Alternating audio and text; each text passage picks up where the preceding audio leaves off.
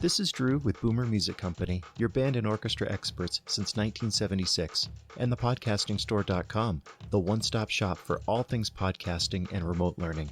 This is your weekend update. Well, greetings and welcome to your weekend update.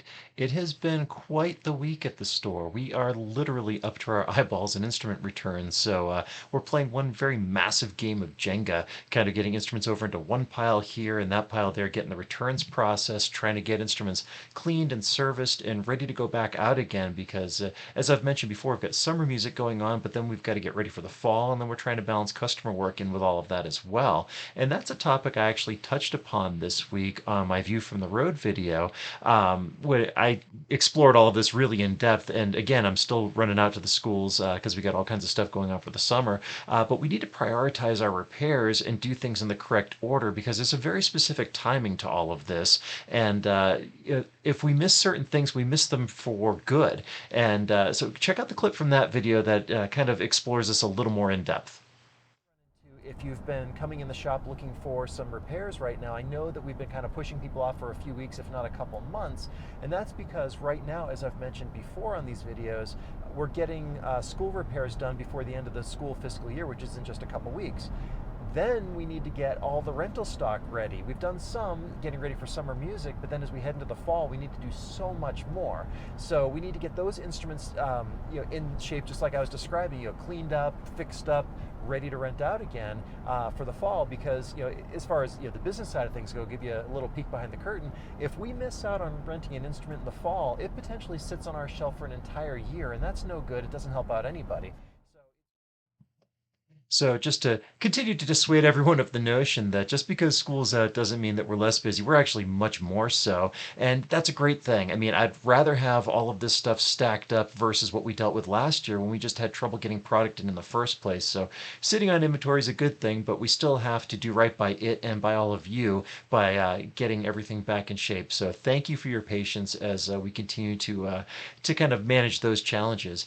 Then over on the drums west side of things, this week Peter did a really cool video exploring the cajon. And the main theme on a cajon, if you're not familiar with this instrument, it's a box, and it's got snares inside of it, and it creates different tones depending on how you play it. And what it really allows you to do is to do so much more with so much less rather than carrying a whole drum kit with all of the cymbals and hardware and all of that. You've just got this box that you sit on, and the technique is what it all comes down to. And Peter also shared in the video a little secret for what he does and why you might want to loosen or even remove a couple screws in the cajon. I'm not going to spill the secret here. You're going to have to watch that video and follow the QR code and you'll see. But in the clip from that video that I am going to show you, he kind of talks a little bit about the technique and how you can generate some different tones. So check that out for kind of your primer on the cajon.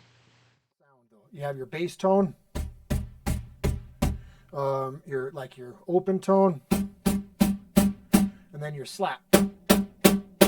I kind of incorporate a little bit of like a conga kind of technique too with a clove slap, a little bit of heel toe. I actually also incorporate a little bit of a tabla technique when I'm doing rolls. You can bend the pitch with your heel coming up.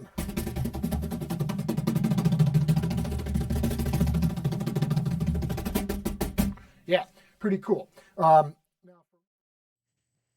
So if you're a percussionist and you're really looking to, like I said, do more with less, and you haven't explored a cajon, do that. I urge you to do that. It's amazing the things that you can do with some proper technique. Then over on the podcasting store YouTube channel, I did a video that was kind of by request and something that I'd really been wanting to do, which was how do you connect the Zoom F3 field recorder into an iPhone? And when I first got the F3, I had a whole laundry list of things I wanted to do, and I tried that out and it didn't work. Well, I set out to make it work. I don't know if you all ever watched Mythbusters. When they busted a myth, they tried to figure out what would you have to do to actually make the myth work. And so I did it this case with the F3 into the iPhone. And it's never as straightforward as it seems trying to connect these kinds of things. The circuitry does weird stuff depending on what your inputs and your outputs are. And I'm still exploring additional ways of doing this, but I did find a way that worked. And again, I'm not going to spill the beans on this. You're going to have to watch the video. The QR code's right there. But Here's just kind of a clip from the video that explains why these things aren't nearly as straightforward as you would like them to be, and what the challenges are that we face when we're trying to integrate different technology from different manufacturers into something seamless that we can use. So check that out. To lightning, and then it's got circuitry in here that translates that signal. Now, TRS is tip ring sleeve. We have a video up on the channel that explains all of that. And so what that is it's left, right, and ground, and that's it. The problem that we run into with these interfaces and these receivers is it is a TRS signal going into a smartphone that's expecting a TRRS.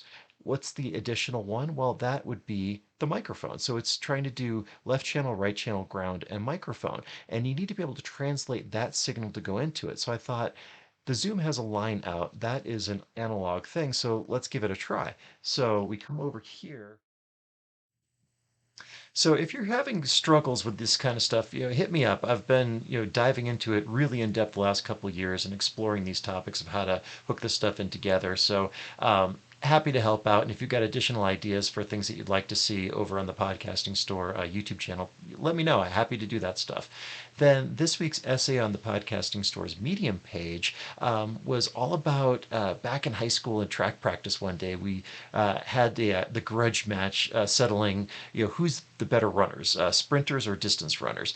And the outcome of the race was unexpected, but there was a great lesson to learn from that, which was try new things. Because I'm not going to spoil the plot of that one, but what it comes down to is the outcome of the race was unexpected, and the runner who ended up winning the race went on to be an all-state caliber athlete at a distance that he had never even attempted before.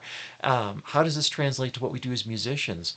Try something different. If you've got an instrument you've ever wanted to do or a group you've ever wanted to play with, give it a try. You never know where the aptitude is going to be, and it could just become something truly glorious. So try new things. Don't be afraid to fail, because you just never know what the outcome is going to be.